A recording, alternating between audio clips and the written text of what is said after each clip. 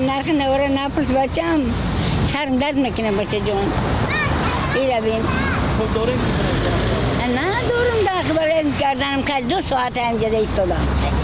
این زنی بازنشسته خطلانی است قیمت راهگیرا شکایت دارد که برعکس روزهای پیشین اندک بالا رفته است، بخصوص برای آنهایی که از مرکز خطلان تا دوشنبه می روند. 15 می روند 20 می روند. همین نرخ نوا شما در معقوله؟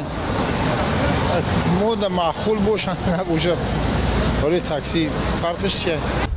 روز 30 اپریل به گفته مسافران تاکسی ها تا 40 سامانی هم طلب می کردند، هرچند انتخاب دیگر یعنی مسافر برهای خورده هست که آهسته تر ولی ارزان تر می روند. 10 سم 15 سم ما هم در کمیته وокزال قد کار میکنیم. با گفته این راننده سبب گران شدن راهگیرا قیمت مواد سوخت است که در تاجیکستان هر سال بالا و بالاتر می رود. روی گروچ ارزان شده با ما ارزان نکنیم، با نقصتر ارزانش بکنیم. خوش باشی. از باختر یکی از شهرهای بزرگترین تاجیکستان روزانه هزاران نفر به دوشنبه می روند و بالا رفتن نرخ آنها را عصبانی می کند.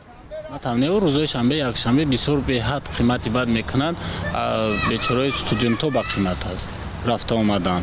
کسی که دانشگاه دوشنبه در میخونن قرغان میروند میبیاند روزهای شنبه یک شنبه اما یک نرخ میموندن بسیار بهترین میشد.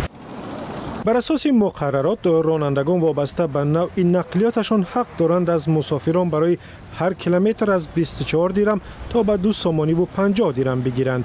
مسافربری همیشه یک مشکل جدی در تمام منطقه ها بوده است و هر سری چند وقت بدتر می شود، چی در باختر، چی در دوشنبه و چی در دیگر گوشه های تاجیکستان.